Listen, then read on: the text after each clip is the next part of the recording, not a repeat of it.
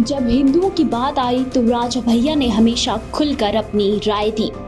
चाहे बांग्लादेश में हिंदुओं पर हुए अत्याचार की बात हो या हिंदुत्व की रक्षा की, वो हर बार चट्टान की तरह खड़े हुए। अब उन्होंने ओवैसी भाइयों के विवादास्पद 15 मिनट वाले बयान पर न सिर्फ खुलकर जवाब दिया बल्कि हिंदुओं को बड़ी नसीहत भी दी।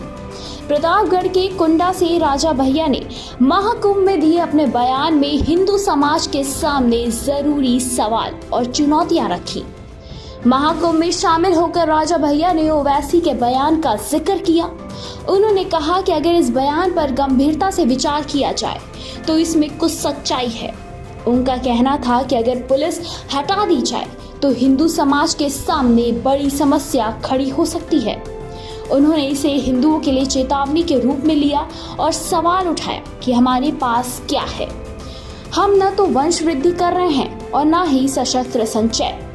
राजा भैया ने हिंदू समाज को आत्मचिंतन करने और सुधार करने की सलाह दी। उन्होंने इस्लामिक समुदाय की एकजुटता और उनके धर्म के प्रति समर्पण की प्रशंसा की और कहा कि हिंदू समाज को उनसे सीखना चाहिए।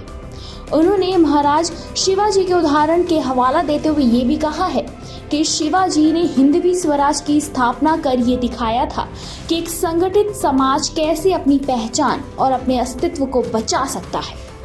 उन्होंने कहा कि हिंदुओं को संगठित रहना होगा और आत्मरक्षा के उपाय करने होंगे। राजा भैया ने महाकुंभ को केवल धार्मिक आयोजन न मानने की बात कही। उन्होंने इसे सामाजिक और राष्ट्रीय समस्याओं के समाधान का मार्गदर्शन बताया। उनका कहना था कि हिंदू समाज को अपनी कमजोरियों को समझकर उन्हें दूर करने की दिशा में प्रयास करना होगा। उन्होंने कहा कि ओवैसी के बयान को नजरअंदाज करना हिंदुओं के लिए खतरनाक हो सकता है। इस बयान को चेतावनी के रूप में लेते हैं। हिंदुओं को अपनी सुरक्षा और एकता पर काम करना चाहिए। राजा भैया का संदेश साफ था, संगठित होकर भी हिंदू समाज अपनी पहचान और अस्तित्व की रक्षा कर सकता है। राजा भैया के इस बयान ने हिंदू समाज को आत्मचिंतन करने और वर्तमान परिस्थितियों का सामना करने के लिए तैयार रहने का संदेश दिया। यह बयान आत्मरक्षा, संगठन और जागरूकता के महत्व पर जोर देता है।